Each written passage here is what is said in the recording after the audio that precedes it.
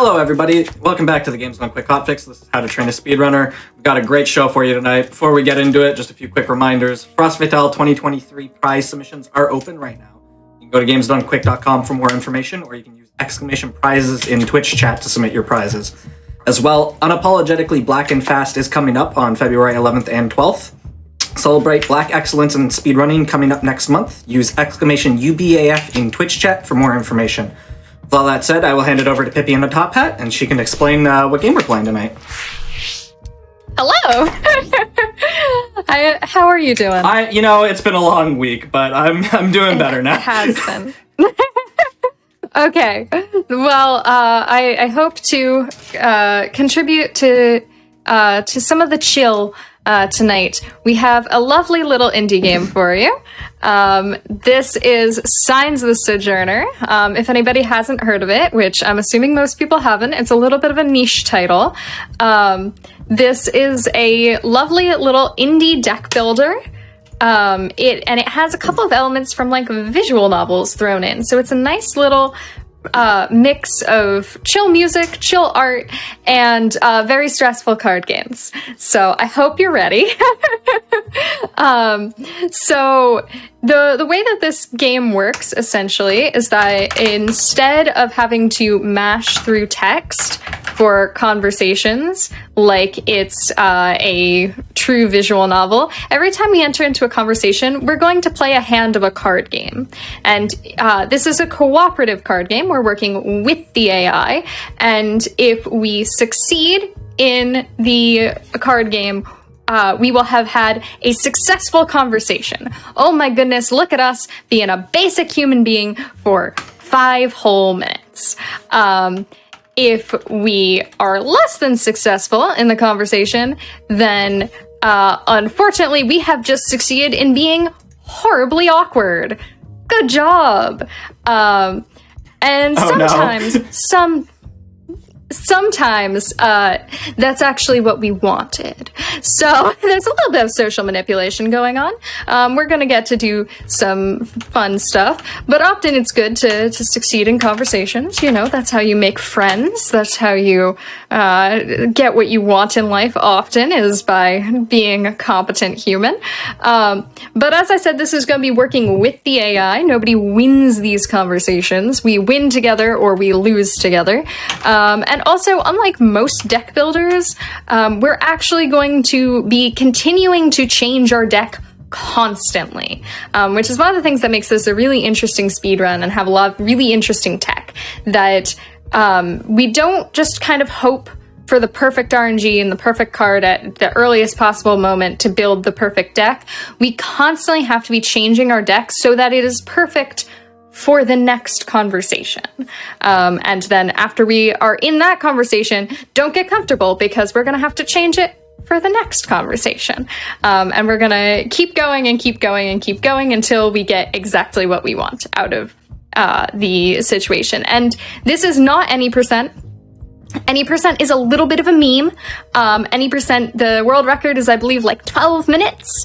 And it is essentially you talk to like 3 people and then you sleep for 5 months.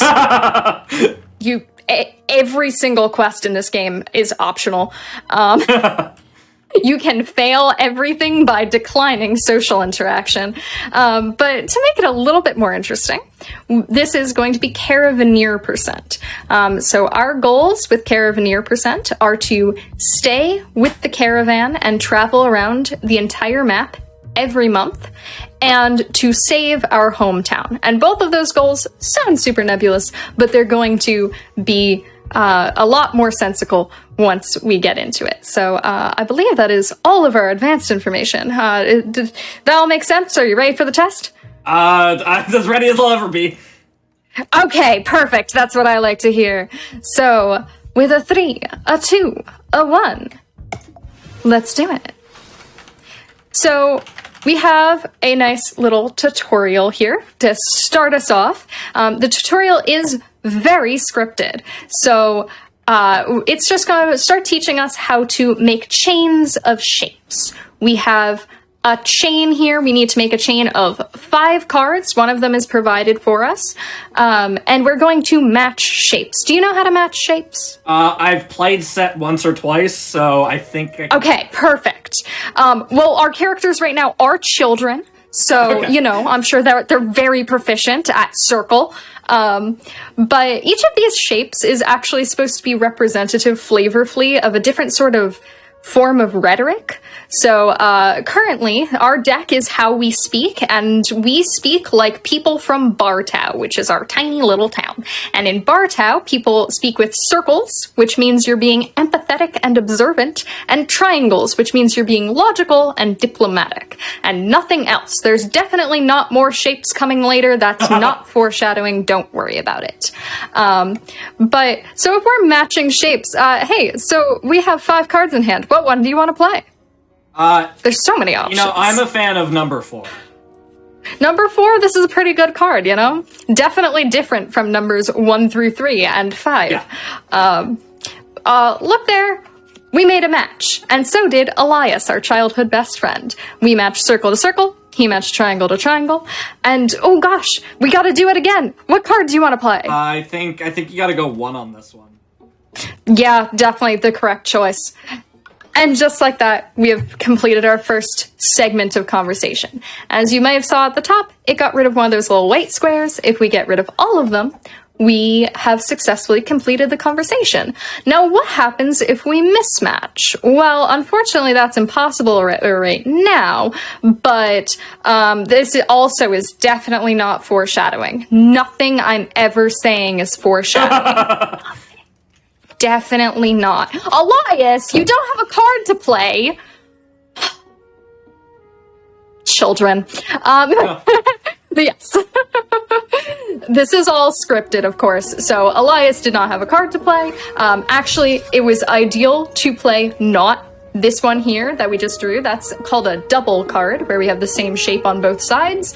But instead to play a split card, because I have the power of hindsight and know what's in Elias's deck. And I know that he only has that one card and that it could match with this one, but then we would not be able to match and we would cause the mismatch. But this is all scripted failures. So as you see, when we cause a mismatch, we get rid of one of those black squares, and when we run out, we failed. Oh no. Who could have seen this coming in a conversation called a childhood spat? Yeah, nobody would have seen this. Yep, definitely. Had no idea. But so we've failed a conversation, and because we are bickering children, our mom has stepped in and is going to teach us how to talk. And she's also going to teach us another fun mechanic, which we're going to start abusing almost immediately. And this is called an accord. So if I play a double card, and Elias plays a double card, and we have 4 of the same shape in a row, we get this nice little filigree. This is called an accord, and if it were possible for us to mismatch right now, it would, instead of taking us back to the beginning of the chain and penalizing us, it would just take us back to the accord and not cause a penalty. So basically it's just a free mismatch. So this is great, right? Free awkward points. We can do whatever we want, right? That's great safety. Well, casually, yes, but I'm going to show you why accords are bad and waste my time. If I continue this accord, oh, just kidding. Elias decided that my demonstration was not important and his agenda was more important. Sometimes there is RNG. Who'da thunk? So we're gonna have to cause a mismatch there. But essentially, what happens is if you have an accord at the end of a conversation segment, it's going to play a nice little animation saying, "Good job, you did it. This is going to transfer over to your next conversation segment because you're doing really well." That's an extra animation that takes time, and we don't like that. So what we're going to do, which I'm going to get to show you in the next conversation now because we've completed this one. Huzzah, Mom stepped in. We completed our first conversation. We are adults now. By which I mean there's been a time skip. We're adults now. Okay. And also our mom died, unfortunately. But regardless, we can now move on to the next stage of the tutorial, and we're still friends with Elias. Elias is a good lad. We won't be much longer. It's fine. Oh. I'm sorry, I have to sacrifice things to go fast. But so if we get an accord, right, like that, and he actually played a special card, which we'll talk about in just a moment, and then play a split card afterward, it got rid of our accord. We didn't have to watch the animation of the accord breaking. We didn't have to watch the carryover animation. Beautiful. That's expiring an accord, and that is very fast. We like that and want to do it a lot. So this is very much just we move in a pattern. We're getting the doubles out of his hand by playing more doubles, and then we play split cards to expire our accords. So with that in mind, hey, what do you think we should play out of our choices of cards? They're so different. Well, we want to get a double out of his hand, right? Yeah. So, do you want double number 2 or double number 3? They're very different. I think 3 is better than 2 in this scenario. You're definitely correct. Oh, and look at that. So he actually played the card I wanted to talk about. This is called an accommodate. Elias is the only person in the entire game who's cool enough to be accommodating. And we're not going to be friends with him. What kind of terrible people are we? But an accommodate perfectly copies whatever the card before it was. First half, second half, copies the whole thing. So if you play it after a double, like Elias did, it perfectly copies it and then gives us an instant accord. Now, he has double circles in his deck, but say you have 2 blue diamonds. That's definitely a real card type. It is, don't worry about it. Then we could play an accommodate afterwards, and it would become 2 blue diamonds, and it would still cause a match. If you play it after a split card, it'll cause an instant mismatch, because split cards don't match with themselves. But also that's good, because sometimes you want to just get out of a conversation as fast as possible. When the person really doesn't have anything for you, get out. So we just finish out the conversation. There we go. We have completed the next section of the tutorial. This is really the last section of the proper tutorial. A lore update. So our mom passed away. It was very unfortunate, but she ran a shop in the town of Bartow, and without her, the local economy crashed. Oh no! So we are going to follow in her footsteps. Our character's name is Rhea, I believe. Rhea, something like that. And she's gonna follow in our mom's footsteps and become a caravaneer. Oh hey, that's the category name. And Elias is gonna help us out because he's a good pal by running the shop for us. And we're gonna try to revitalize the Bartow economy. And oh hey, that was one of the requirements of the category. But now it's gonna introduce to us every time we have a conversation for the rest of the game.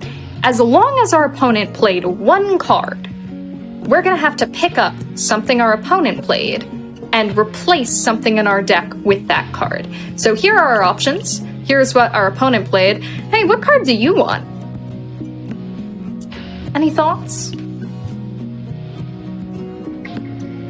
Because we got some actual choices now. Church, are you there? Yeah, the first one? Yeah, good job. I'm doubting myself here. Don't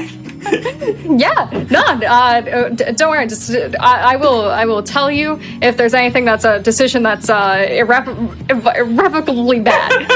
But no, so we're taking the first one. The first one is our accommodate.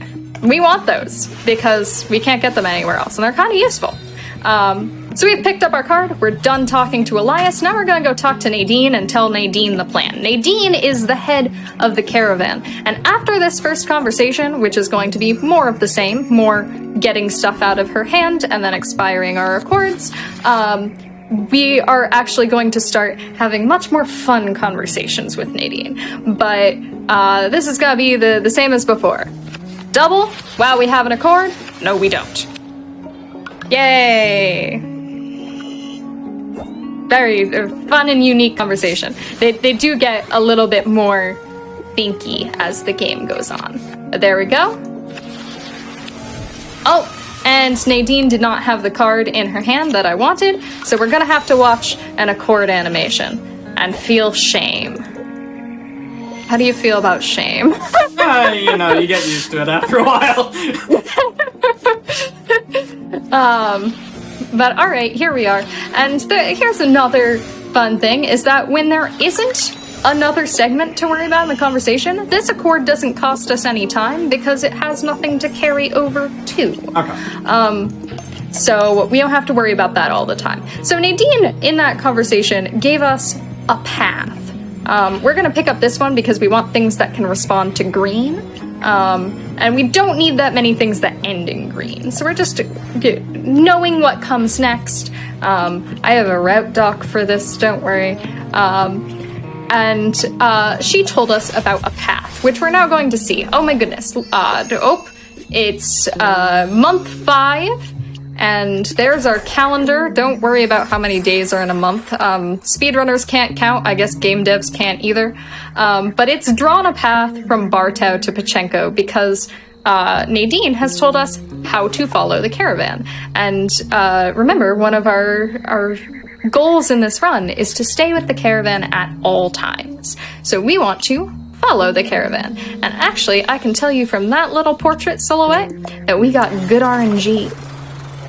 We love that.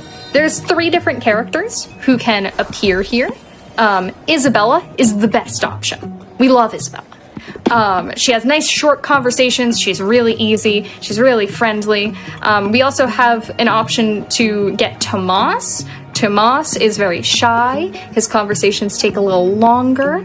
And then we have the option for Marquez, who I don't like. Okay. Luckily, we got Isabella. So, typically in menuing, we're gonna pick the character who's right in front of us because it makes for less menuing, and we're gonna talk to Isabella. Now, the reason we're actually talking to Isabella is because we want to save Bartow, right? And saving Bartow requires getting 23 items through the course of the route, to bring back to the store. We don't need any more than that. We probably will pick up a safety item or 2, but we can't have less than that or we have failed in our quest. And if we succeed in this conversation with Isabella, she is our first item conversation. If we fail, she gives us nothing. If we succeed, she gives us material gain. We love that. But just like before, she has nice short conversations, but we're gonna try to set it up and then expire our accords because, again, we're not that far from home, so people kind of speak like they do from home. And she actually gave us some really interesting cards in succeeding in that conversation. She also gave us some licorice. Thank you very much. But we have some interesting cards here. We got a double circle, just like in our deck. We have a double circle with a triangle on it. And we have a double triangle with text. This is our first card with text. And you can't, if I mouse over it, it doesn't tell you what the text means because I turned off tooltips because in the settings menu for this game, you can turn off tooltips and it also turns off the very tutorialized section that you would have to click through otherwise. So it's faster to not have them on.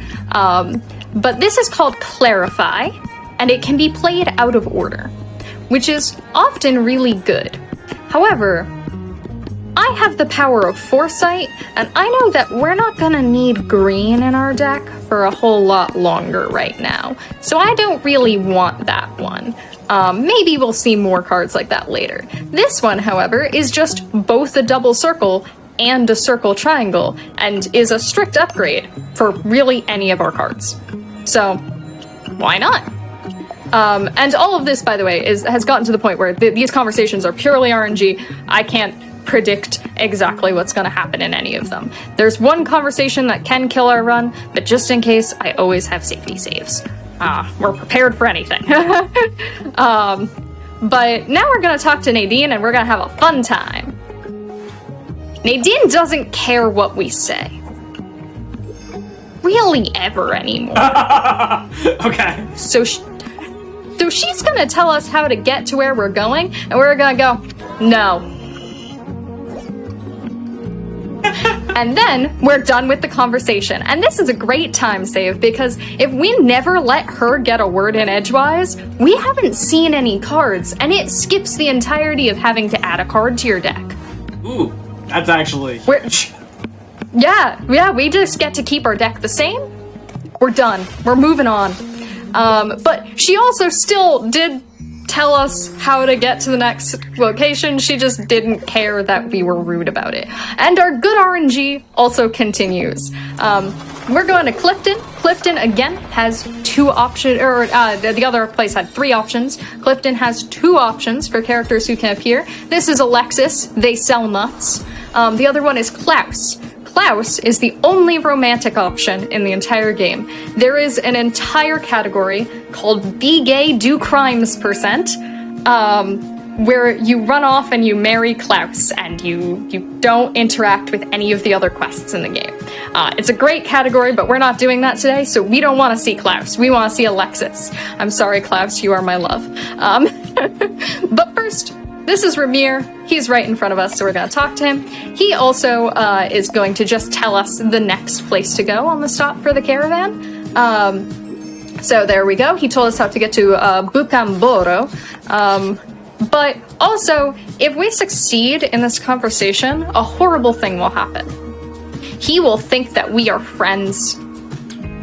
I don't want to be friends with Ramir, because if we're friends with Ramir, he's gonna ask us for favors. He's gonna ask us to drive him places, and that takes time. So no, we will not be being friends with him. We're gonna just mismatch as fast as possible. Wonderful. He didn't even have a double circle. He couldn't make an accord. That's decent RNG. We're done with that. We've failed out. He has gotten it through his head that we are not friends and he should not ask us to help him move. And now we're going to talk to Alexis. And as I said, Alexis sells nuts, and nuts are an item. We want an item. And also, chat, I have a job for you. As I said, speedrunners can't count. But I am going to need us to keep track of how many items we have. So currently we have licorice, and we're going to add nuts, so that's going to be 2 items. We're going to check in at the end of every trip and make sure that we have a good amount of items, that we're on track, but I'm gonna need you to try to keep track for me, because counting is hard. But I also do have a nice little notepad where I can write down how many items we are yet to have. We do also have this card in our deck, which we haven't seen yet. This is called Fatigue, and if you are in any kind of deck building game, Fatigue is what would commonly be called a curse card. It's a dead draw. It is a bad card. It mismatches on both sides. There's no way to respond to it correctly. Even an Accommodate can't respond to Fatigue. And we accrue them passively the further we are from home. Flavorfully, it is the equivalent of getting into a conversation and just standing there, completely blank-faced. Just staring into the middle distance. You don't respond. We're just like tired. So I don't want to play it right now, but Fatigue can be great when I do want to fail a conversation. Because it mismatches on both sides. It's a guaranteed way to end any conversation, is just stop talking. Here we have to cause a mismatch, which makes a little bit of time because we have to watch the animation of it mismatching, but that is okay. We still got through the conversation. We got nuts. We now have 2 items, I think, and we can pick up our first double triangle. Cool.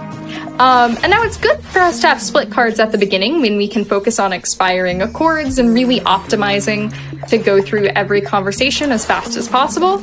But soon we're going to need consistency. Our deck is going to have to actually be good because we'll get to the harder conversations. So it is good to, over time, take out those split cards and put in double cards, because you'll see there are places that don't talk like home. This is an RNG sort of happenstance. They happen at random intervals when you're on the road. This one, we went cloud gazing, and it made us feel less tired. So it took a fatigue out of our deck, which, for the coming conversations, is pretty good. There are two of those that I know one of them is cloud gazing, the other one I'm not going to spoil until we get there. Those take fatigue out, and other ones add, like, to let us change our deck midstream. But we got to Bukamboro, and Mathilde is the only new character who can appear here, and she sells matcha.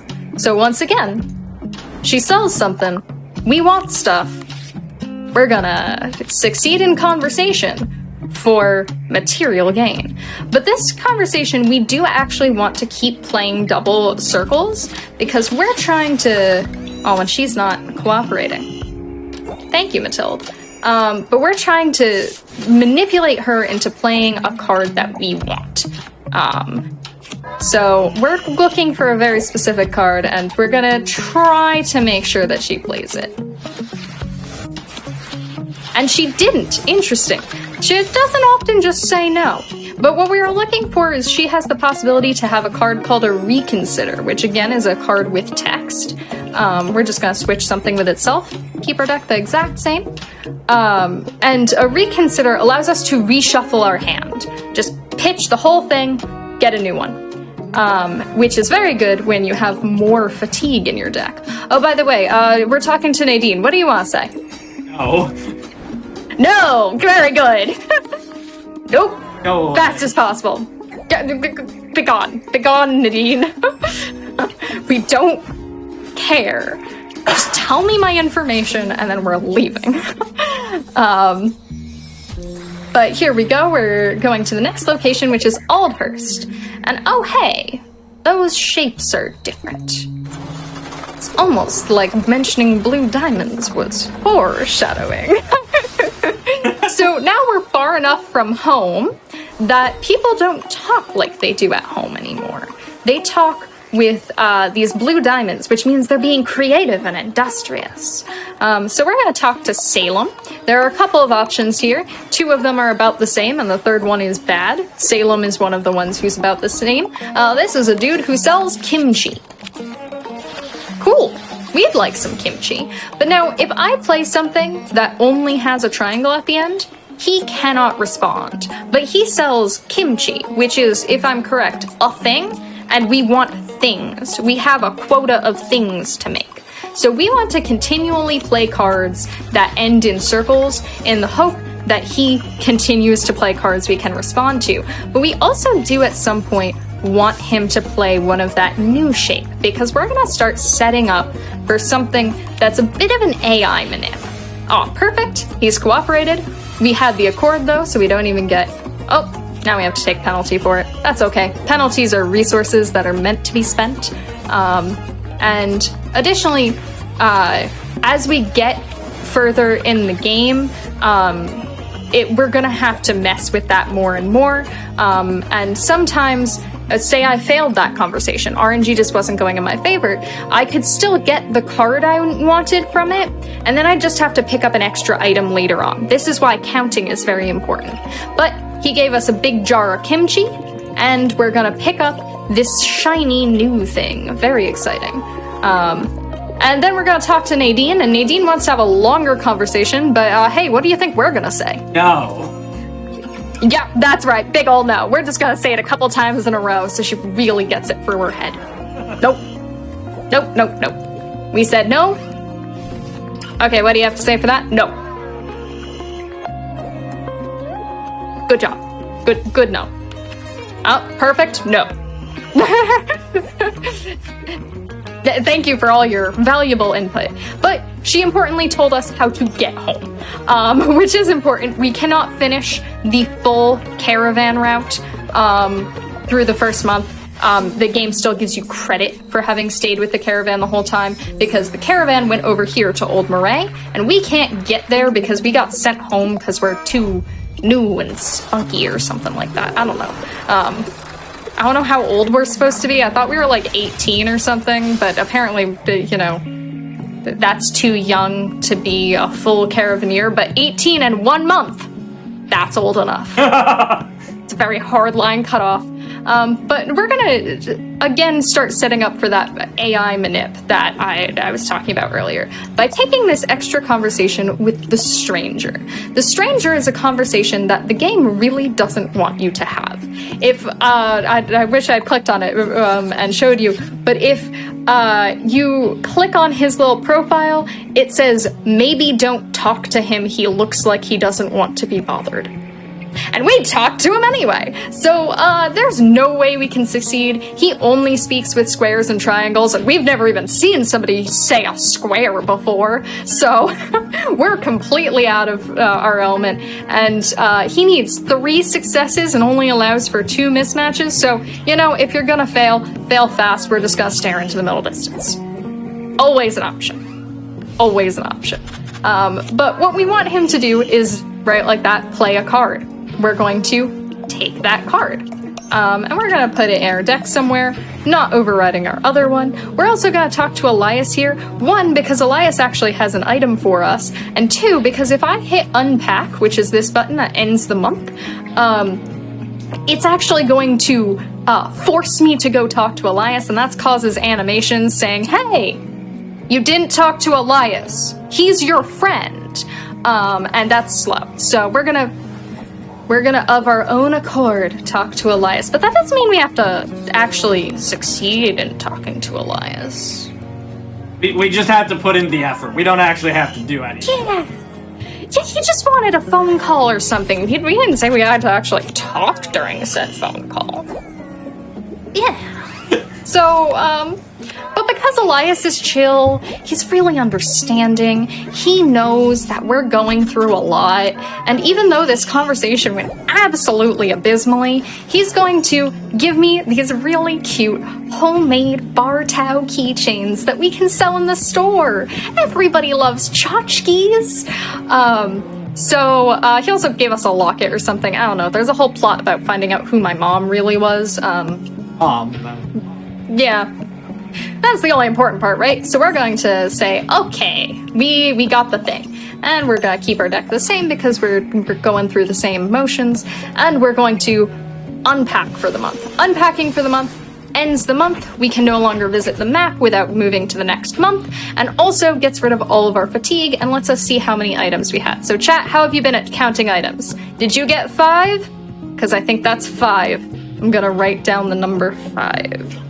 That has been on point so far. Perfect. I knew I could count on you. So we have 5 items, and Elias wants to hang out. We're moving to the end of the month now. We essentially slept through the rest of the month a bit, and now we're getting rid of fatigue. So we're all set. We can just skip through this. Elias wants to hang. All of our items have sold because our shop is doing great. We only needed 3 items for our shop to be doing great for the first month, and we got 5, which is super cool. But now we've got that AI manip. Now the Nadine is kind of smart. We're actually not going to say just no this time. This is one of the few conversations where that's not in our best interest. So Nadine told us how to get to the next location on the map, but Nadine also has an interesting card in her deck. And usually, there's no way to see it, because we're trying to make matches, right? And it will not match with anything that we would feasibly think was a good idea to play.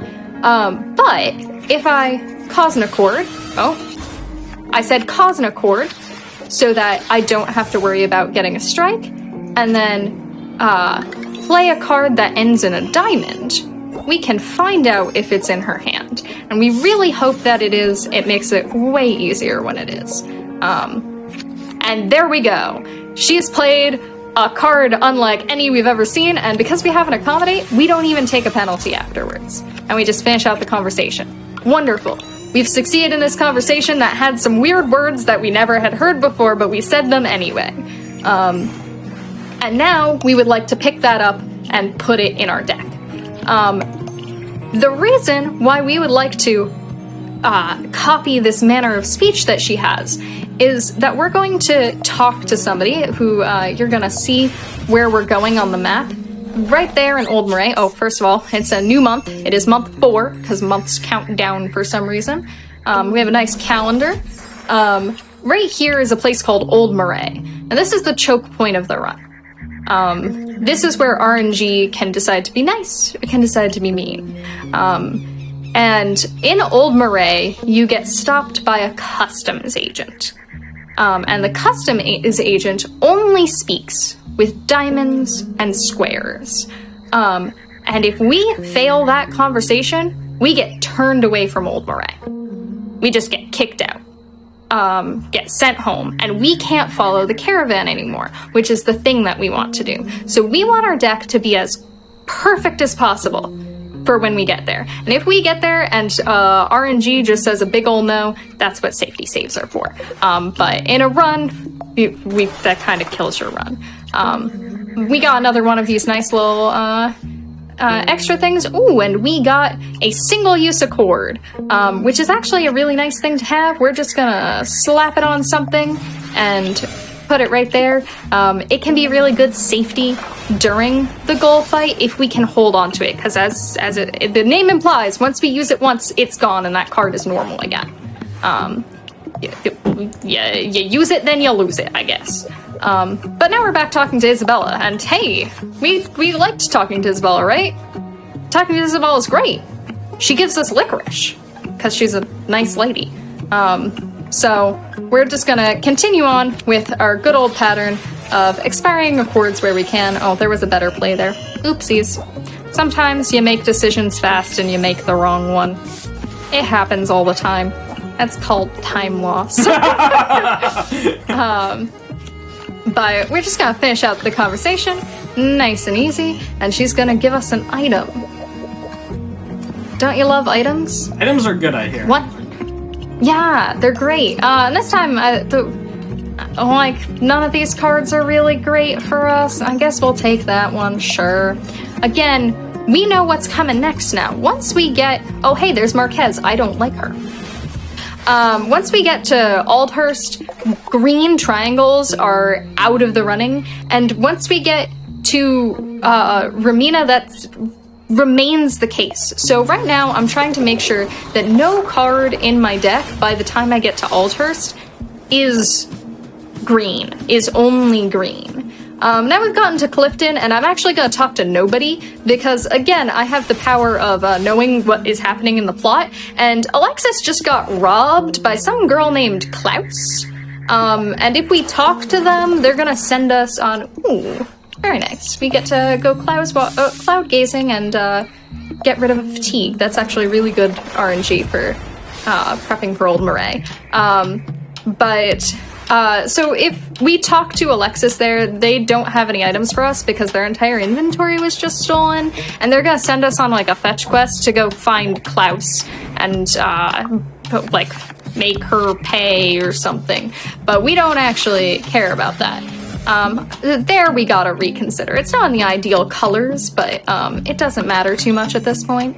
We'll still take it if it's the only thing she gives us.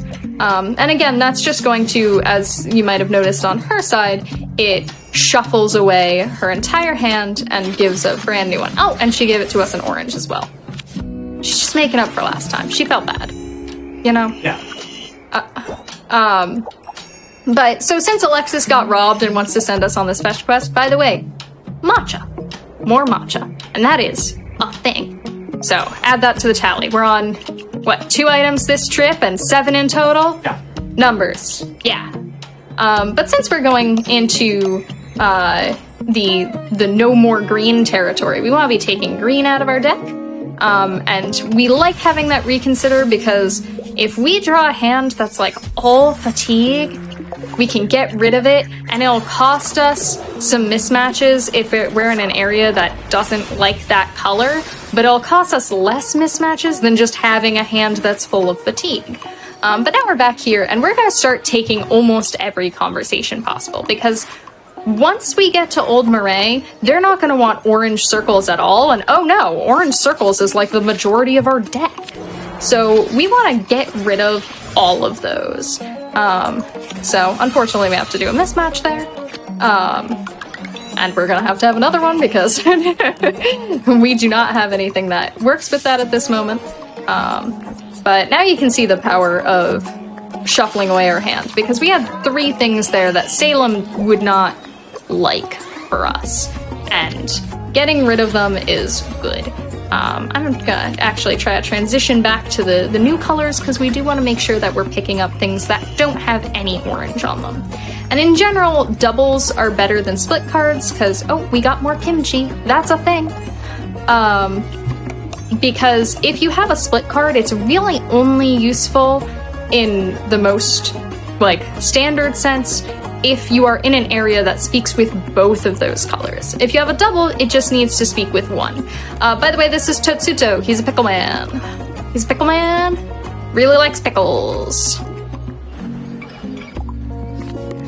The art in this game is charming and a little weird. I think the art is really It's very cute. The music in this game is also great. I apologize for talking over it.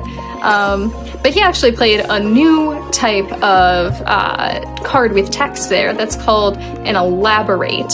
And that one we're probably not going to pick up because it's in orange, but there he played one that's in blue, so we will be picking that up. So elaborate has a color on both sides. You can see it right here. But in addition to the color that's on the right side, it's going to copy all of the colors that were on the right-hand side of the card before it, as well, which is just good. More colors is typically good. Also, this is Rohit. He's got pizza on his shirt. He's really cute. We never talk to him. Sorry. I mean, I feel bad. I designed the categories, and there's no category where we talk to Rohit. Of note, the pickle man did not actually give me pickles. He told me to go on a quest to talk to Haruto, his brother. And we're going to talk to Haruto because the pickle man does not have enough vinegar to make any pickles. But his brother is a vinegar man. And the vinegar man, I'm actually going to keep my single-use accord by intentionally mismatching there. Just an interesting decision that I can make, and thus I will. But he's a vinegar man, and he has not been sending his vinegar to his pickle man brother because apparently pickling is a bad use of vinegar. I don't know what he wants us to do with the vinegar. Are we supposed to just drink it? Like, that sounds like a bad idea, but when we talk, I don't know how you properly appreciate vinegar. Like, I'm not a vinegar purist, but he is. So we're gonna talk to him, and we're going to hopefully get some vinegar from him that we could, if we wanted to, bring back to his brother. But we don't, because we're greedy, and we don't care about reuniting the vinegar and the pickle brothers or whatever. We care about material gain. So hey, look, we got an item. Also, no matter what conversation we took first, it was going to tell us how to get to the next location. But now we're going to talk to Nadine, and we're going to try real hard to make our deck better. Because Nadine still has that interesting card in her deck that is very good for talking to Gull. And it looks like we have one shot at this. So we're just gonna see if it's in our hand. And if it's there, perfect. We finish out the conversation. And, oops, or we fail. Doesn't matter. Same way either way. We still get the card, and Nadine does not care. So, and just for safety, if this was like a world record attempt, I would not take this conversation. I just trust that everything's gonna be fine, and that I have a reset button if I need it. But for safety, we're gonna take this conversation with this broken robot, and we're gonna talk to him, and he's gonna hopefully make our deck a little bit better, so we're as close to perfect as possible for when we talk to Gull. And the better we can do. He played another card with text, which is not very useful. It's called a backtrack, and instead of causing, I guess we're picking it up now. instead of causing... we're actually gonna get rid of that. Instead of causing us to, like, go back to an accord or to, like, get a penalty, it'll go back to the last location where it would have caused a match if it does not find an accord first. It's very niche, not very useful, but why not? We'll take it anyway. So this is Gull. This is the scary conversation. I hope everyone is sufficiently scared. I am. But we're just gonna try to do our best to make this conversation happen. We've gotten through one chain of it pretty well, and I will say there's also another little secret trick we have at our disposal that I haven't mentioned yet. Ooh, interesting. We can retry conversations, but we will get the same initial RNG seed. Okay. So, we're actually going to use a backtrack for its intended purpose. I never do that. I'm going to also pitch my hand, but because it's the end of the conversation, we had the accord, it's going to cause a mismatch on the next segment, but it's still going to finish out the chain. So it's going to be the shortest possible mismatch. So we can retry a conversation by hitting this little button in the corner, exiting to main menu, and then hitting continue. It'll still give us the same initial RNG seed though, so if it's just not possible to win from there, it's not possible to win from there, which is why we have safety saves. But would you look at that? We didn't need it. Everybody, you can breathe again. Almost. There's a little bit of a gauntlet after this. It's less scary though. So we were led into Old Moray, but chat, I have a challenge for you. How are you at subtraction? One of our items got taken. How many items do we have now? But we're gonna pick up a card. We're just gonna take that one. The card with the eye on it is called an Observe. It's again a card with text, and it's gonna play an animation that shows us our opponent's hand, which can be great for safety and scarier conversations, but I said animation, and animations are slow, so we're gonna use it as little as possible. We don't like them. If we can get rid of that card faster, good. But now we're talking to Tariq. Tariq is a child. He wants to, like, cause a revolution. I never use that card that much. I never use backtrack for its intended purpose this much. You never know what's gonna happen. We're just gonna play that. It'll cause a mismatch, but it lets us have both of his possible, like, shapes in hand on that card when we get to the end of the conversation. So we knew for sure he could respond. And he gave us some canned fish, which we're back to addition, everyone. That's another item. But, so a lot of this game is trying to think about, like, okay, how can I make it so that no matter what my opponent plays out of the cards that I know are options, I'll be able to respond or finish out the conversation. So we're gonna pick up some squares because, who'da thunk, we're gonna eventually be moving out of the area that speaks with diamonds and squares, and we're gonna be moving into an area that speaks with squares and triangles again. They're gonna come back. But first, Tariq is a child and doesn't know how to get places because typically children don't have cars for some reason. So we have to talk to his mom, and his mom is gonna tell us how to get places because she's an adult. And adults have cars sometimes, I guess. So again, that's a little point of RNG, that it can spawn Tariq first, it can spawn Tariq's mom, which I'm blanking on her name right now, she's not that important, at least not to this route, or Talia, that's her name, or it can spawn Dayan. Dayan is a drunk fisherman. And either Talia or Dayan will give you an item and tell you how to get a place. Tariq just spawns his mom and also gives you an item, which is generally good to have more items. Hey, look, it's Dan. Now, I'll leave this decision up to you. How safe do we want to be? Do you want to talk to Dan? Oh. I feel like for the purposes of a tutorial, we should be safer rather.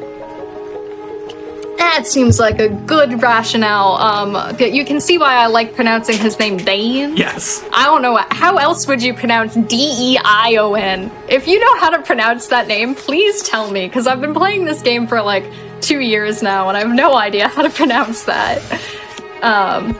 But Dan is very good as a conversation partner, partially because he wants very short conversations. He doesn't have a lot of energy to be talking all day. But sometimes he also talks to himself. He has a card that lets him talk to himself. Also, he gave us some fishing bait. That's good, that's an item. But he has a card that lets him talk to himself, and if we pick up that card, we can talk to ourselves too. We might see it later in the run because a couple other characters have it. It's called Chatter, and is essentially just you filled all the space in the conversation.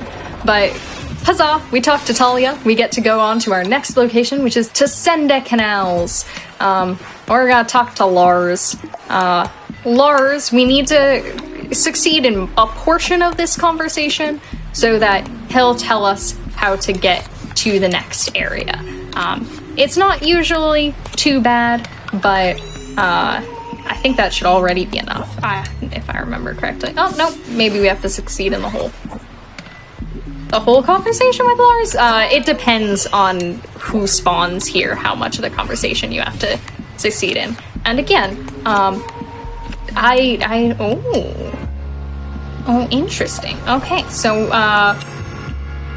we're gonna see if he tells you, because I don't remember, if you fail out of the second portion of the conversation. He doesn't. So that would have locked us out of the ending, but we can reset the conversation and try again. And also, again, I do have safety saves. This is the gauntlet I was talking about. It's gonna spawn us right into the same conversation, and now we're just gonna try to make different choices so we see different cards. So unfortunately, we don't really have an opportunity to see many different cards. We can just cause an intentional mismatch and see what happens. And well, that's different. It's going different. Different is something. But this is the hardest portion of the run because sometimes RNG like that just is really mean. But it seems sometimes making weird choices is just the correct choice in the conversation. We don't need a safety save. Safety saves are for nerds, and we're not nerds, right? We're speedrunners. Yeah! That's not a nerdy pursuit at all. No nerds here. No nerds, only cool people. I'm gonna replace that one, but he did tell us how to get to the next location, and he gave us flowers. Thank you so much, friend. And he gave us nice flowers, taught us how to get to Anka, and Anka, I'm gonna take a conversation. Oh, we got observe. Observe wastes time. We're just gonna put it on something we want to get rid of soon. But Anka, normally with this RNG, with the character that spawned, because again, I know what they look like based on their silhouettes, we wouldn't take this conversation because there's no way I can really finish this conversation. But I can try to talk to her to pick up a better card moving forward. And when you're working for safety and not for a world record time, that's totally fine. So we actually want her to play a card with some triangles on it as we move back into triangle territory. That's not an ideal card, but it's something. I am gonna take a couple other extra conversations just to be safe. We'll get rid of that observe card. We didn't like it anyway. Ramir talks a lot and doesn't say a whole lot, so we're gonna leave. Now, if you got really good RNG, you could go directly from Anka to Bartow via a train. We didn't get that, so the train doesn't exist. We don't know it exists. It probably is there. Just never been there. And now, it's for everybody's favorite character. Thunder. This is Dog. Oh. Dog says a woo. So Thunder has special cards that nobody else in the game has. I wish I had tooltips on for this, but the literal text when you mouse over them says, "A dog's love matches with all symbols." Oh. Even fatigue. So we can sit in front of Thunder and just do nothing. And then do nothing. And then be kind of forceful. And Thunder will just go, "Bork."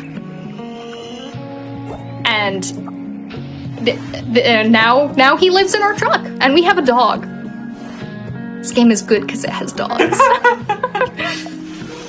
And now we can unpack our stuff, and chat, how are you doing?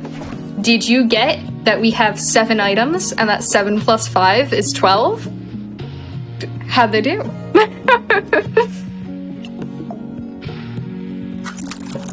That is actually still on point. Wow! We now have 12 items. I'm writing it on the little board. Oh yeah, Elias wanted us to help him with a concert of some kind. We didn't do that. That's time for We're going fast. We don't have time for your pretty music. Now, again, if this was a world record attempt, I probably wouldn't take this conversation, but my deck is actually very bad right now, because it's optimized for a location that I am not at. So if I just take some conversations where I'm forcing my opponent to just, I wasn't expecting you to respond correctly to that. I'm just forcing her to play some cards so that I can pick them up. And this is the ideal card that we wanted her to play, and we hope that we get to pick up, because it's another interesting card. It is good for both triangle and circle, and having more utility and not having to be replaced as often is a great attribute for the card to have. And just for extra safety, we're also going to talk to Ramir for, like, the first time. I guess we didn't really talk to him before, just to see if we can pick up what he's got. He has like one cool card he can play that's really useful and you don't see from anyone else. Other than that, he just kind of plays triangles, which is mediocre. Is that supposed to be face paint or a giant tear? I don't know. Again, I love the art style in this game. Sometimes I look at it though and I go, huh. We're not talking to Samuel, but I'll show you Samuel. He's got a giant hairnet for his blue and purple beard. Respect it. Yep, it's a fashion choice. He's great. It is now month 3, and congratulations, everyone. We made it through the hardest part of the game. And chat, you helped. So now we just kind of go through the circuit as normal, and we try to pick up 23 items and make sure that we don't miss a location. So we're back talking to Isabella again, and now that we kind of know what's going on, I can check in and be like, hey, how you doing? How are you holding up with the silly card game?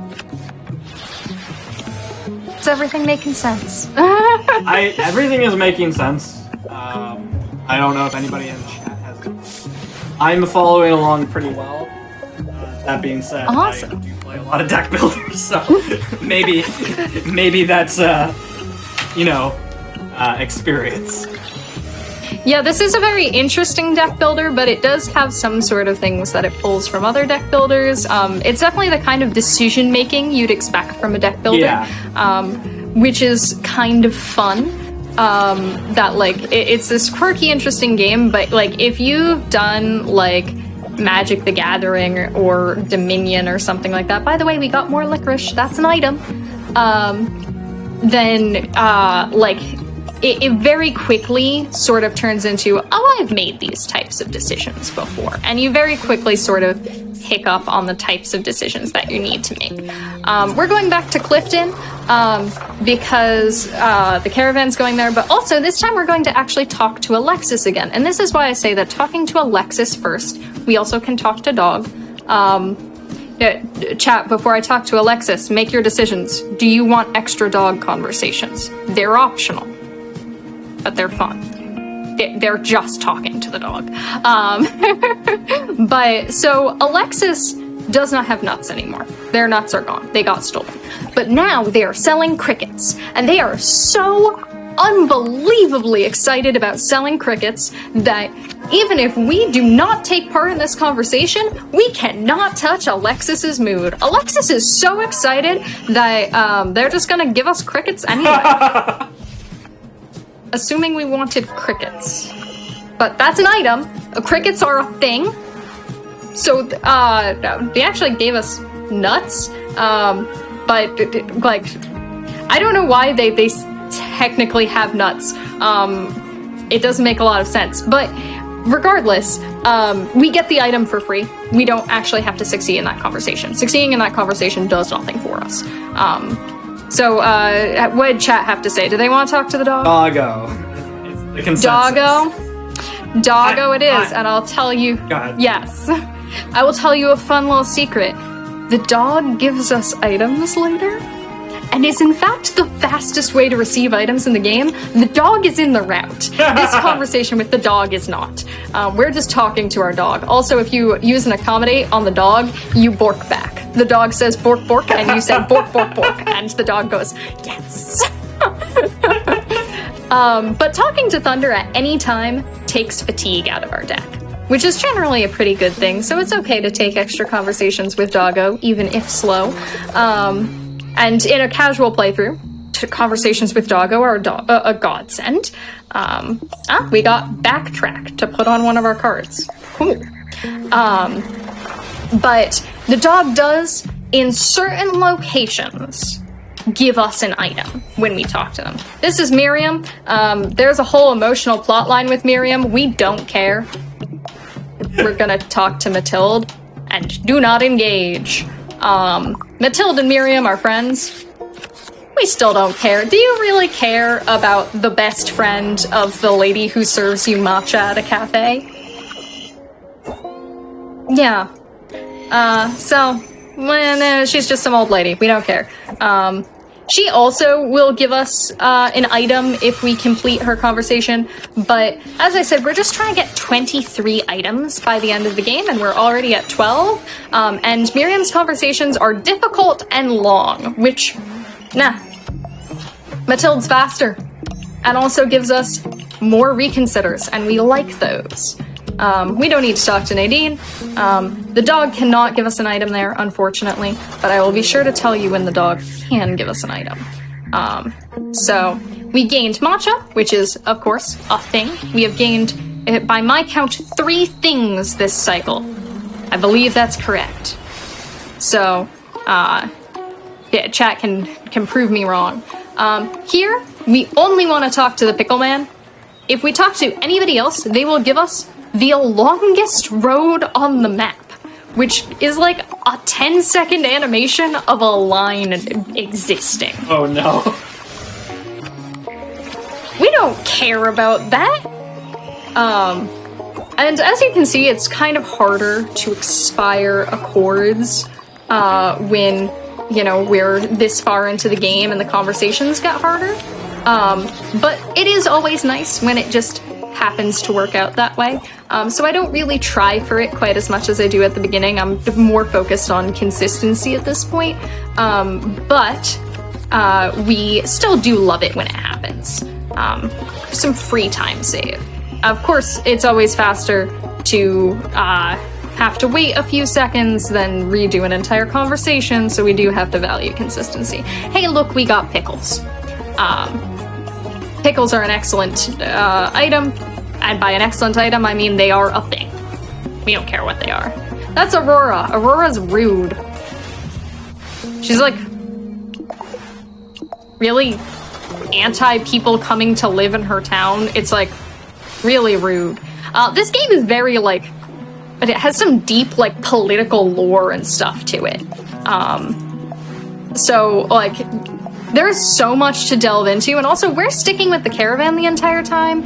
You don't have to do that in a casual playthrough. You can go literally wherever you want. You can go reunite the Pickle and the Vinegar brothers. You can go catch the criminal who took Alexis is nuts and is also a very eligible bachelorette. You can cause a revolution. You can join a cult about art. I don't get that one. But you can do so much stuff that's just like in this game that we don't see in a speedrun because we're trying to do something as fast as possible. But I would love, like, if this game looks interesting to you, pick it up casually. It's like $20 on Steam and goes on sale all the time. Also, hey, look, we got vinegar. We love that. That's an item. But also, if you're interested in speedrunning it, I think that the resources we have in place on speedrun.com, where our route doc are available, are great. Because I made them. They are available. You can check it out. You can try out. The any percent is about 10 minutes if you want to just try any percent. Or you can try this route, Be Gay, Do Crimes, all of them. Also, by the way, we're talking to Gull again, but we're not getting a customs check this time. Ramir broke the law. So, Good. if we were friends with Ramir, maybe we would sweet talk this border official for him and not get him arrested. That sounds like a time waste. Oh yeah, we don't care. We do not care. It gives us, what, one item if we succeed in this conversation and then a difficult conversation with... Oops, that's not what I wanted to play. And then a difficult conversation with Ramir. We do not care. So we're just gonna fail out as fast as possible. As you can see there, sometimes the game doesn't want to let you fail. It's a little too nice sometimes. But there we go. We picked up our item, or we picked up our card, and we did not pick up an item. Don't add a number. I can't speak. And Ramir has been arrested. Oh dear, everybody's upset. Oh no. We're gonna talk to Talia, because Talia gives us an item. Talia gives us fish cakes, which are cakes that look like fish. I did this run for Bargain Bin last March, and we had a grand old time trying to figure out what a fish cake was. Really, and if fish cakes usually look like fish, and it's been almost a year and I still don't know the answer. So, if you have the answer to my burning question, please feel free to let me know. They're normally just like all just like. Well, hers look like fish. Or are they fish pies? No, they're fish pies. Oh, I have no idea what a fish pie is. Yeah, you can tell how much I read the text of this video all the time. Definitely. Definitely. Reading's not important. Yeah. So I'm not sure how many items we're at right now. I lost count. It's fine. Would you like to take another extra item conversation? I leave it up to you. How safe do you want to be? Need 23? How many months do we have? Yes.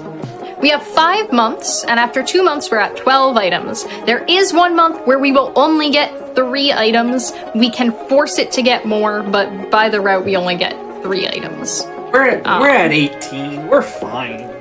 We're at 18? Yep, we don't need to talk to Tariq.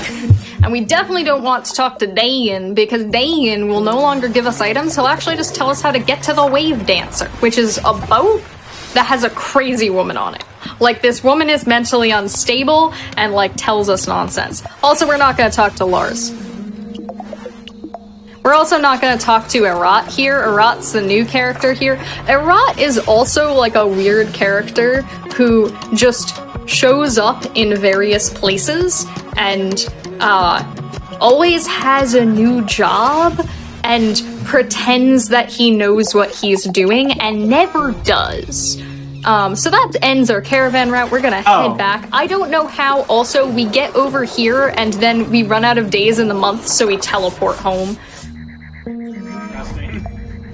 Video game logic. It's supposed to be like our truck broke down or something because we can't be on trips this long, and it's like, well then how'd we get home? Yeah. Well, you were carrying a second Like a second caravan for the return trip. Thunder had his own truck.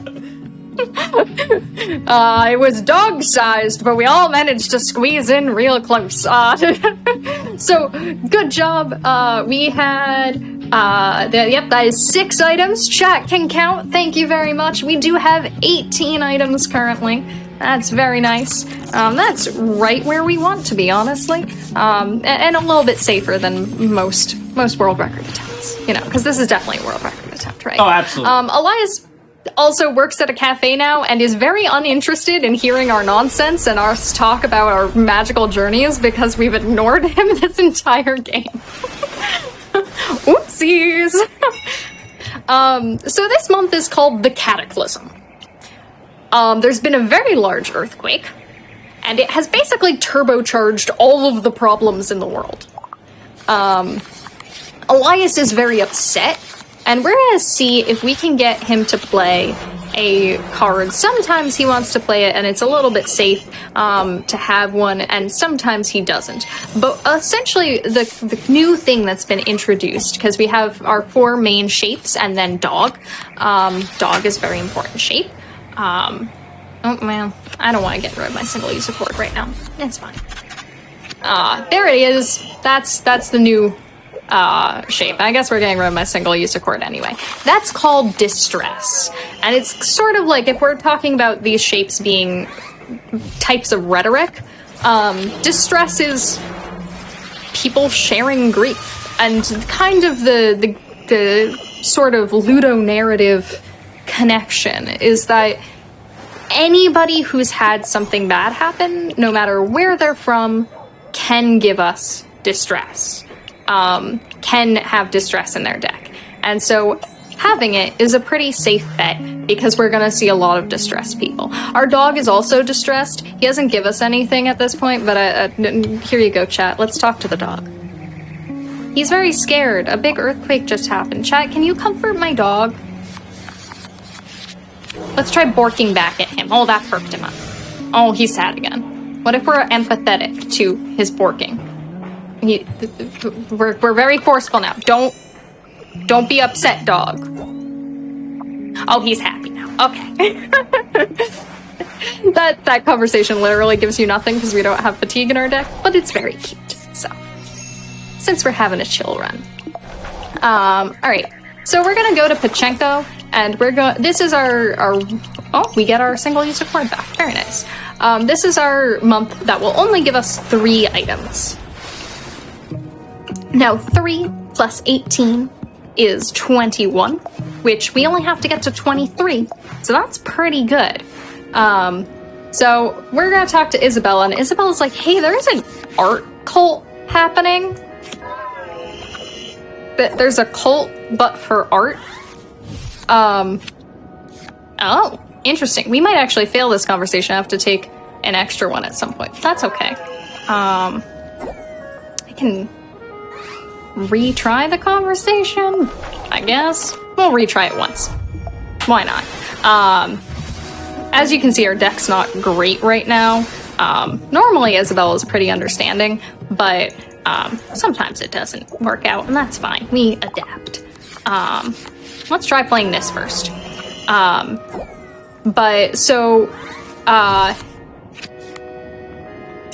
Interesting. We still don't have much to play. That's okay. We can make up the item deficit later. Oh, or we can make it work. This has been a lot of close calls today. But that's okay. That's fine. Essentially, she's telling us that there's an art cult in Pachenko, and oh, just kidding, we don't make it work, apparently. We were so close. Just trying to be rude. All right, fine. I'll take an extra conversation next trip. Be like that. But whatever, we still progress the plot of this area. There's an art cult. This is the local, like, art micro-celebrity, Tomas. As I said before, he's very shy. And we would like to talk to him because he will give us a painting, and a painting is an item. We did not pick up any licorice because we failed that conversation with Isabella, but that means we're gonna get 2 items from this circuit. We're gonna talk to Tomas, just get through the conversation. That's a very interesting way that we just skipped an accord animation through a very niche little thing that you can abuse if you're lucky and you get clarifies yourself at some point, because as I said at the beginning, accords happen when one person plays a double and then the other plays a double. You can't have an accord item, by the way. You can't have an accord by yourself. Of course you agree with you. Nobody was questioning that. If you play cards out of order, or if you use that card that I said you can chatter and you can talk to yourself, there's also a card called Listen, which I believe also Isabella used on us, which makes the other person talk to themselves. Any of those where you play 2 cards in a row is going to not cause an accord because you're agreeing with yourself. But oh wow, we found the caravan, and we're going to just talk to Nadine. The caravan got stuck. So we weren't actually following the caravan, but the route requirement just says we have to find them. So we found them. They're here. They've been in Clifton. We're gonna, just get through this conversation with Nadine. They're trying to clear the road so that they can travel again, but they can't get the whole caravan through, and this town kind of got destroyed. It's in shambles. You can see even in the background art that things are not how they should be. Which is, a little unfortunate. But we found the caravan, huzzah! And we also get to pick up this card, which is, again, very nice. And we're gonna talk to Alexis, and unfortunately Alexis is not as happy as they were previously, so if we want their item, we actually have to socialize properly. Big ol' sigh, big ol' sigh. But yeah, we're just kind of going through the motions as we have been. Do you have any questions, or has chat had any questions, other than talking about the dog? There was one question, which is what kind of tea are you? I am drinking some oolong tea. It's very good. Oolong tea is delicious. It's my favorite tea. And also, hi, outside of this, I speedrun Skyward Sword, and I'm told that the Kikwis in Skyward Sword are all teas, and thus Ulu is the best Kikwi, not only because she is the Oolong Kikwi, but because she has a mohawk. Debate Kikwis, please. But we've received crickets, which is again an item, so we should have gained 2 items this month. But yes, stay hydrated, chat. And now that we found the caravan's not moving anymore, so we can just go home. This is like your big month to go explore the world. It like takes off the training wheels. You can go anywhere. You can advance any quest, and we go home. Sounds like time to nap. Yeah. And there we go. We got 2 items. That should bring us up to 20. And now, if this was a world record attempt, again, we could bank our entire run on dog RNG. Our store's not doing too well. It's fine. Don't worry about it. We only brought 2 things to sell.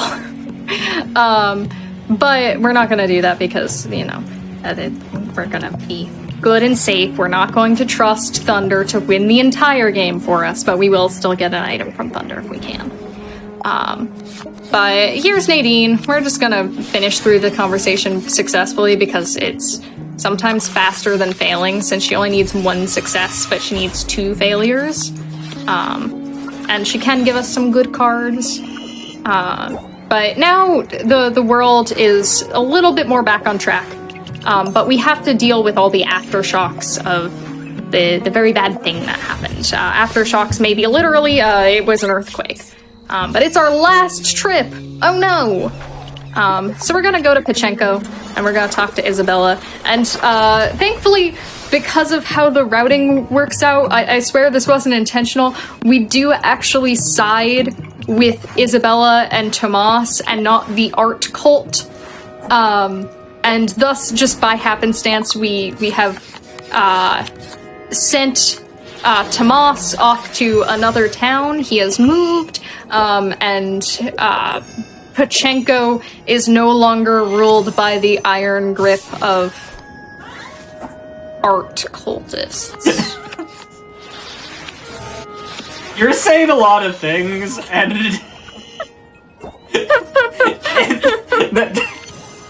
I don't get what you're saying, but I'm very interested. This game sure has a plot. It's like that they're like, I don't know, maybe they're closer to an art mafia. I'm really not sure. They're taking over the town or something. I don't know. We got licorice. That's an item. Put it on the tally. Yeah, they're like taking over the town and with their art. Also, Arat's here.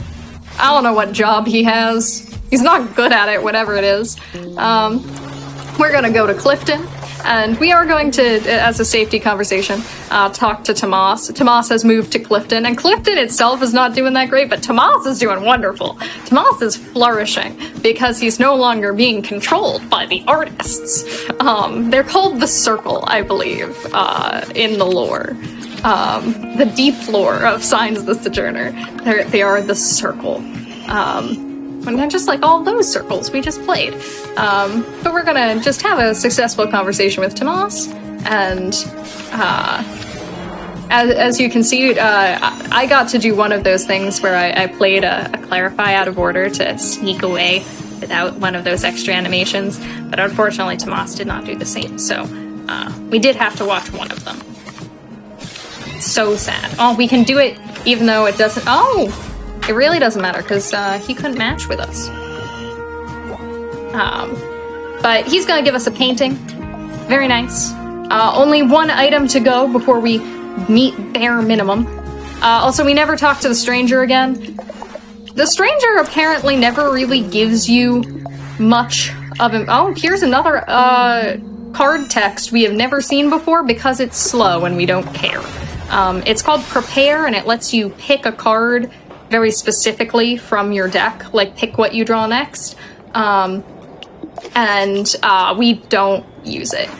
So we're gonna get our last mandatory item. We're gonna talk to Alexis, and we pick Alexis very specifically because Alexis is really happy again and no longer cares what we say.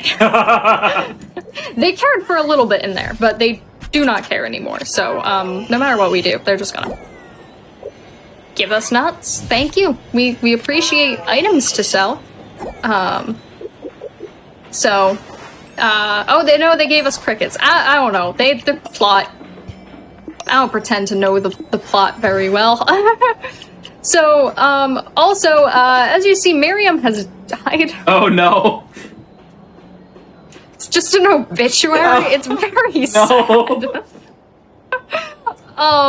So if we actually talked to Matilda right now, she would not give us an item because we would just be consoling her because her best friend died. However, if you talk to Nadine right now, Nadine would give you an item because Nadine makes up for the fact that Matilda doesn't give you one. But we don't actually have to talk to Nadine because if I did my math correctly, we have 23 items. Do you want to talk to Nadine anyway to be extra sure? I'll leave it up to you. Do we trust chat's math? Or mine, for that matter? I think I trust both of you. And myself, because I was keeping count. Perfect. If all of us are wrong, yeah.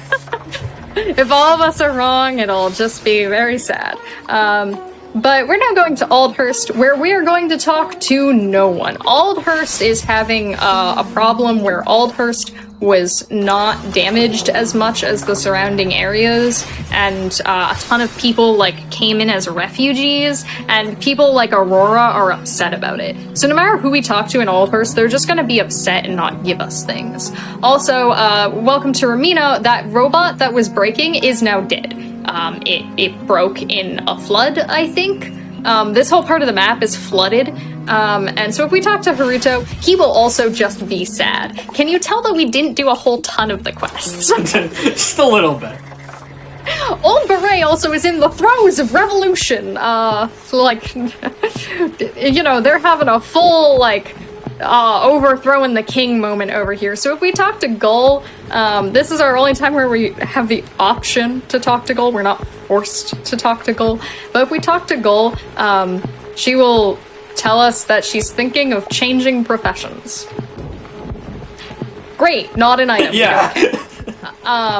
Tariq will tell us that he wants to burn everything to the ground and, like,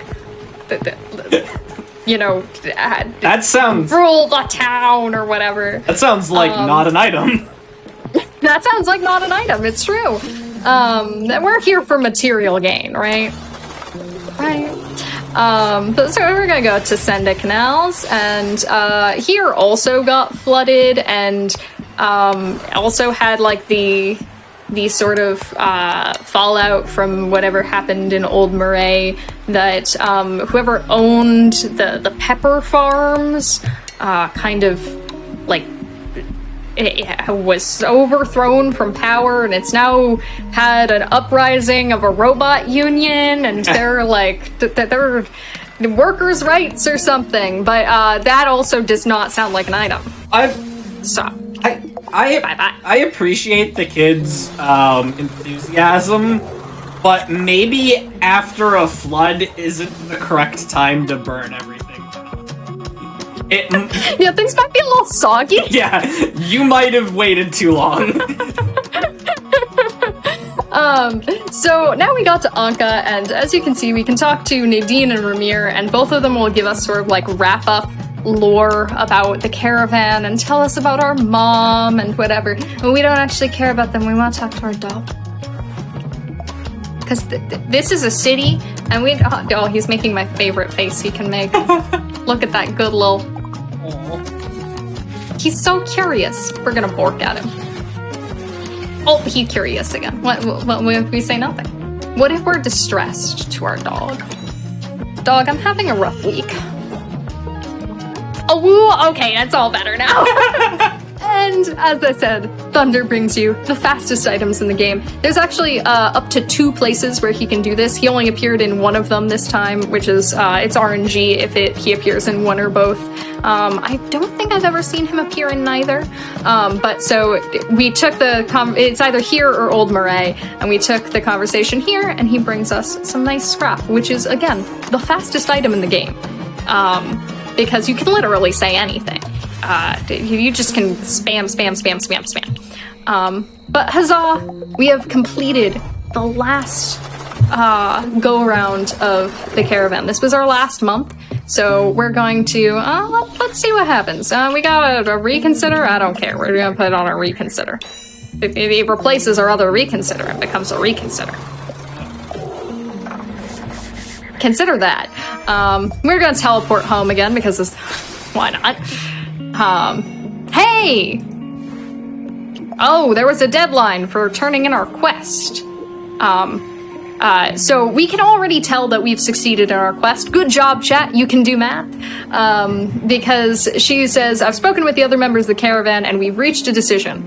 Now, if I had failed the quest, there would be a ... on the end of that, and she said, it would say, and you're not gonna like it. But, as she so aptly pointed out, we've reached a decision. The decision's already made. Nadine's not changing her mind now. No. So do you see where I'm going with this? No, Nadine. No. No. No. Whenever you're done blathering, maybe y'all can finish telling you what I have to say. No. No. No. I'm trying to give you some good news here. I don't want your good news. No! I've said no! Keeping an eye on the town's progress, but for now, the caravan stays. And that means that we've succeeded in saving the local economy, that we've proven to Nadine that our local economy is worth it, and that she should continue bringing the caravan here. Once again, this is a forced conversation with Elias. If I don't take it by choice, he will come up and bother me, and gosh, I don't want to be bothered, Elias. Can you tell that I'm busy doing a speedrun? But Elias doesn't care. But also, we don't have to succeed in this conversation because I said at the beginning we weren't going to be friends with Elias, right? Oh, Elias is being accommodating, being such a good pal. I'm a terrible friend. Speedrunning, social manipulation. Elias ignores us? Good, we ignored him too, so. It's only fair. Yeah, you know.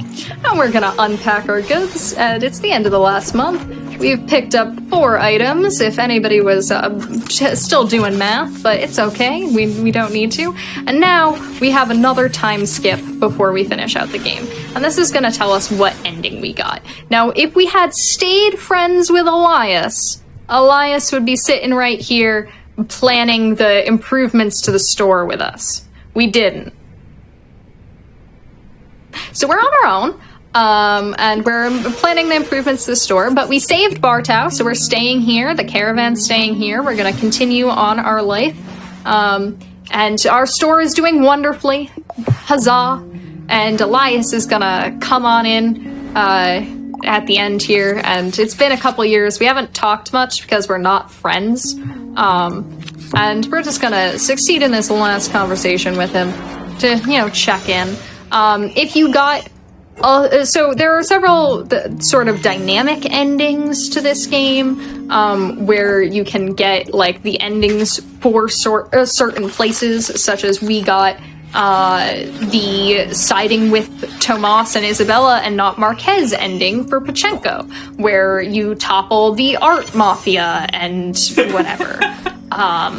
But like, we also did not get the Pickle Brothers ending. But there's also a couple of sort of exclusionary endings that you would not receive this whole ending bit at all. By the way, when I press this button, the run is over. Huzzah! And we get to watch the credits, which are very cute and have a lot of cute animals in them. But shoutouts to the developers. Amazing game, legitimately. Like, I laugh at the plot a lot, but the plot is wonderful, and I was like, oh yeah, that old lady, we don't care about her. I cried when she died my first playthrough. There's a lot of really touching moments. But yeah, so there's an ending where you can run off and elope with your bride, who's a criminal. There's an ending where you can side with Tariq and burn everything to the ground. Long live the resistance, or whatever, which is also very emotional. There's an ending where you can go off to become a farmer with your robot friend. Also very nice, and no matter what ending you take, Thunder goes with you, so that's the important part. That is the important part. And here are some pets. Look at them all. They're so cute.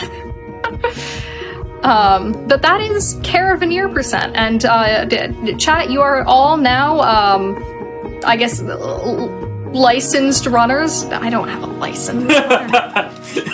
You're as knowledgeable in this game as I am. You can also do the route if you have a route doc and a little drop pad thingy to write things down on. But that is the end. But I was going to ask you if you do you have time for a whole extra 10 minutes or so, maybe 15, of we can just throw on the any % run, because it's very short. Yeah, that sounds awesome. Awesome. Now, chat, are you on board? Because, so, as I stated at the beginning, every single quest line is optional. And obviously, we're not gonna make a lot of friends by just sleeping for 5 months. But the name of the game becomes fail as fast as possible in every single conversation. So if we just 3, 2, 1, begin again, we can just kind of go through the tutorial again. The tutorial is scripted, so it's gonna be exactly the same. A lovely little walk down memory lane. Remember when there weren't all of those shapes and I didn't have to worry about getting through conversations and everything's scripted? And oh my goodness, what's gonna happen next? Is Elias gonna cause a mismatch? Weird. I wouldn't have seen that coming. Yeah. But yeah, remember when everything was scripted RNG? When life was easy, when you were, I don't know how old we're supposed to be, like 8? Oh, remember expiring accords? How we did that at the beginning for all those little shaving off seconds. And we came so far, and in this run, we're not going to go very far at all. So we're going to just complete that and then get through the next conversation with Elias as fast as possible. It's much, because our deck is so samey, it's very easy to just, again, sort of treat this like it's scripted, even though it's a little bit of RNG, and get through the conversation as fast as possible. Just succeeding is very fast. But that's about the last you're gonna see of succeeding in the any percent category. We do like that still he's playing accommodates, though. We liked that in the other one, and we liked it in this one as well, because if we can pick up an accommodate and we play it after a split card, that's called failing fast. It's very predictable what the outcome is going to be. So we do want to pick one of those up, but we actually now want to have as many split cards in our deck as possible. So we just pick up our accommodate and move right along, and we're going to talk to Nadine, and I think I just want to say no. How do you feel about saying no? You know, I feel like saying no is pretty straightforward. Yeah. So, unfortunately we can't say no quite yet. Darn. Oh, there we go. Sometimes it's hard to fail with this conversation. That's why this category is also a good deal of RNG. I guess we'll just succeed the rest of the way out because it's fast. But this category is a lot of RNG and is really, like, not something I've ever really... Like, if you want to grind for times on Signs the Sojourner any percent, it could be so much more optimized than like my time is, because maybe did a few runs, didn't really care that much. I have much more fun like trying to be very good at the game than just trying to end it as soon as possible. But again, we're gonna make sure that we have as many split cards as possible. Now, it does make us leave home. Rude. I wanted to sleep. And it doesn't let us return home immediately because it won't pass time. So it lets us go back, but it doesn't pass time because it assumes that if you return to the same place that you had already been, then, oh, I forgot, it forces you to talk to Nadine because it thinks we want to progress on the map. Press. But if you return to the same place that you just left, it assumes that you forgot something. Oh, hey, we're talking to Nadine. What do you want to say? No! No! Be gone. Don't be so self-assured. I'm so self-assured. I'm doing nothing. But it assumes that you really just, like, made a mistake and want to go back and talk to somebody or want to look at text or something like that. So it makes you leave, enter another town, and then come back and re-enter. So we could talk to the stranger, relive old glory days of Caravaneer Percent, but we're not going to. We're going to talk to Elias, because otherwise he would force us into a conversation. And we don't care about literally anything, so we're going to try to fail this conversation as fast as possible. Unfortunately, we're not receiving good luck in Elias, stop being so kind. Be rude. Embrace your inner jerk. It would be convenient for me.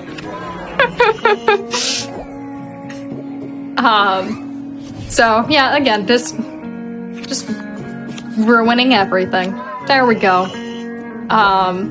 There's another runner of this category who Abby's Corner chooses to take the conversation with the stranger just to pick up a bad card. So you have another method of failing. it accounts for RNG a little bit more. Oh, look, we did so well. We got 1 item. Can you count to 1? I think even I can count that high. I can try, that's for sure. Yeah. I think we can get that.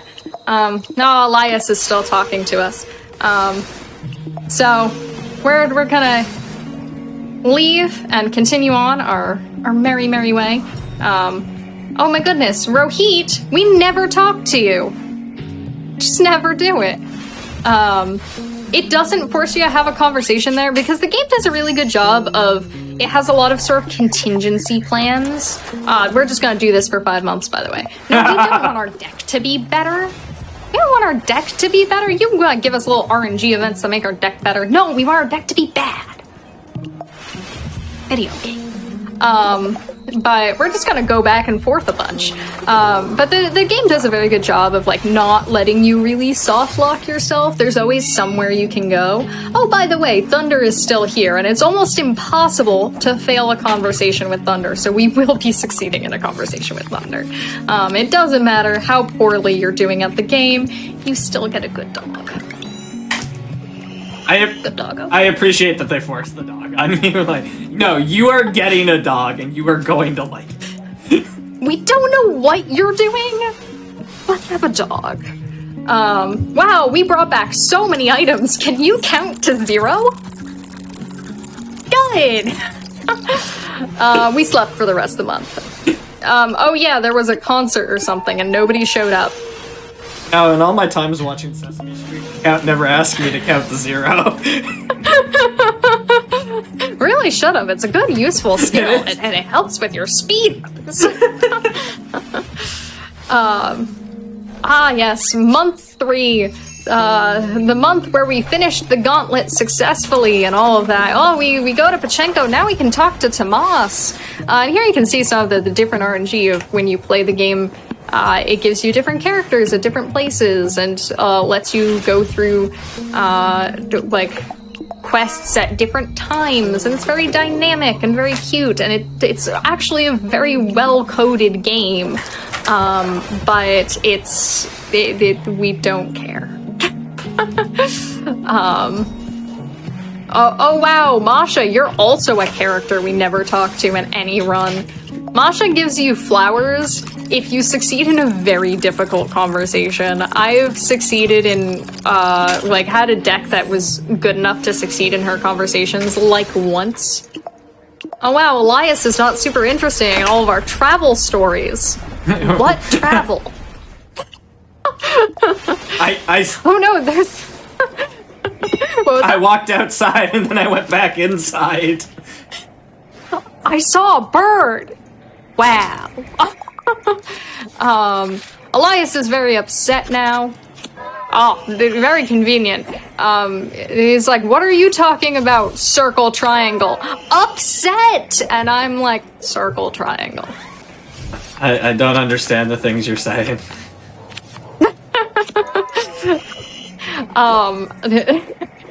It's a very nice, like, again, if you're familiar with game design terms, this game is great at, like, the ludonarrative sort of thing of, like, what you're doing in game goes hand in hand with the story, and, like, becomes, like, it makes sense. Everything that is a plot point, like, has an effect on the card game.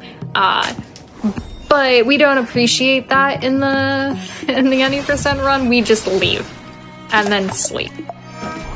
We're gonna go unpack all of our stuff. No, stop giving me things that can make my deck good. I want it to be bad. So we didn't find the caravan. The cataclysm happened. Also, I would like to point out that, like, it shook and all of the items were supposed to fall off of our shelves like it did in the Caravanneer percent run. What items?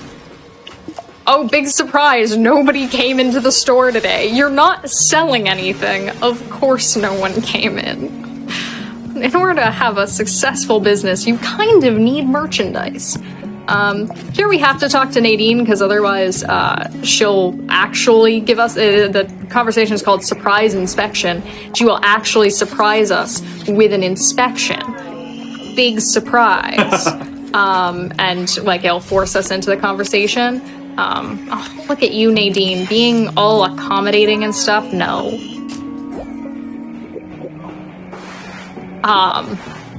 So we don't really care. Both those cards are bad when you want your deck to be terrible. Those are good cards. And as you can see, since we've gotten to the end of the game and we've talked to literally no one, there is nobody as options to talk to. Like, we've progressed to no plot lines. There's nothing to continue. But at least our dog will still talk to us. You still love me, right, Thunder? Even though I'm socially awkward and just stare into the distance and sleep for a month at a time, you still love me? Hey! Oh, it's a deadline? There was a quest? Something like that? Who cares about quests? We can sleep. Yeah. Here you see the power of fatigue is that, yeah, I can just not care. Just completely say nothing. Great way to end the conversation. Now it doesn't really matter what's in our deck. We're going to unpack. Oh, it's gonna force me to talk to Elias. You can tell how often I do this category when I have no muscle memory for it. But gonna see how fast we can fail at talking to Elias. I'm very sorry, Elias. I never befriend you in any of these runs. Yeah, I don't befriend him in Be Gay Do Crimes either. We just run away. But we have the dog. That's the important part. Of course. And now, oh, look how successful we've made a good business. I'm a great businesswoman. I'll have you know. I'm good at this.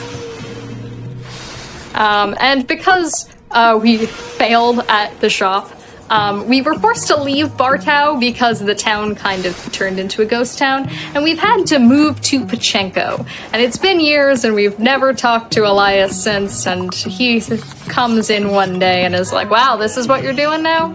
And I don't know how it's implied that the store is doing fine, which is amusing because definitely the store should be doing fine when you've seen my amazing business acumen. And that's any percent. That's it. We slept. But that's essentially Signs of the Sojourner speedrunning. Did you have any other comments on the game or the runs? If anybody has any questions that they want to ask after this is over, obviously, where can they go to ask?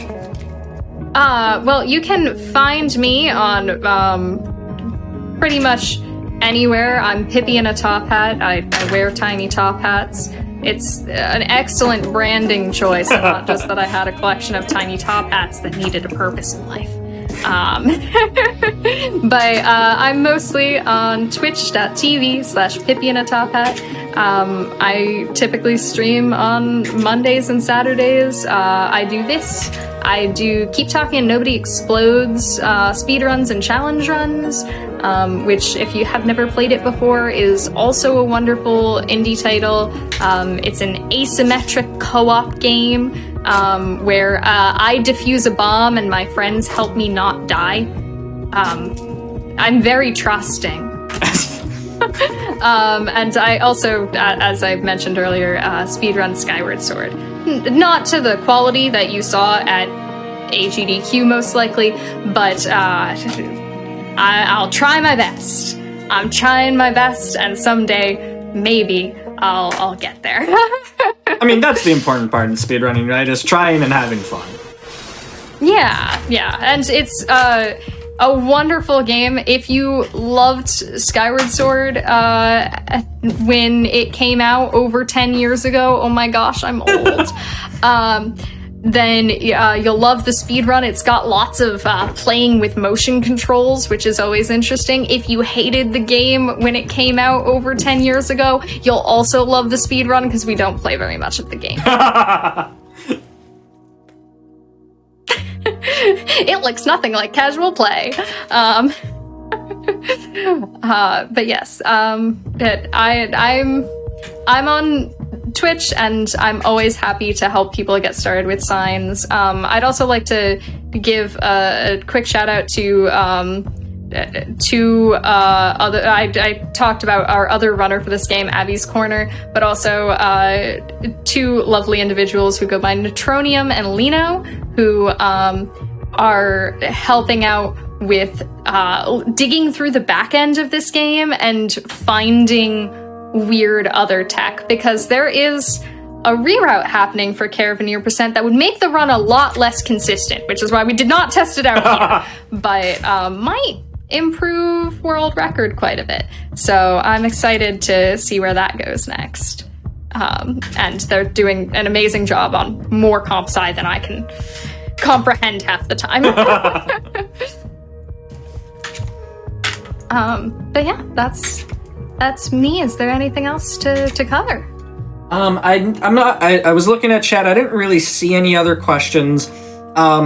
I think this was pretty straightforward. You did a great job explaining, and it's a rather simple game once you understand what's going on and know what you're trying to do.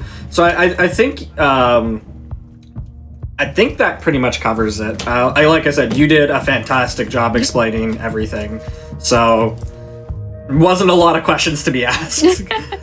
I mean, that's wonderful, because I know a lot of times people look at it and immediately do not know what's going on and are like, what even is the strategy?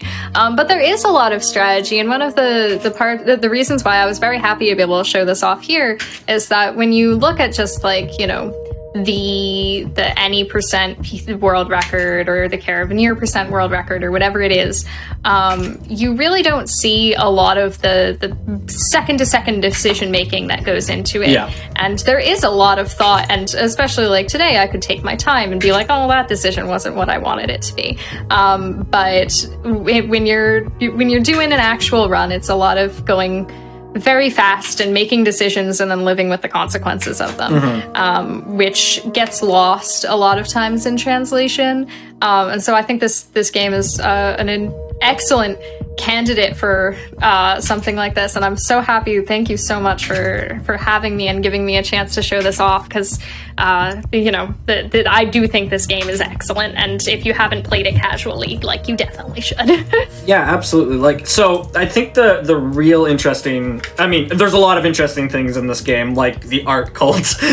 I think the gameplay mechanic of having a deck builder where you're not trying to get rid of every card in your deck is actually really cool. Because normally in deck builders, it's like, okay, I have 10 cards and I want to have like 5 by the end of the game. And in this, it's like, no, yeah. I need these cards. This is actually important. So I think that is really cool.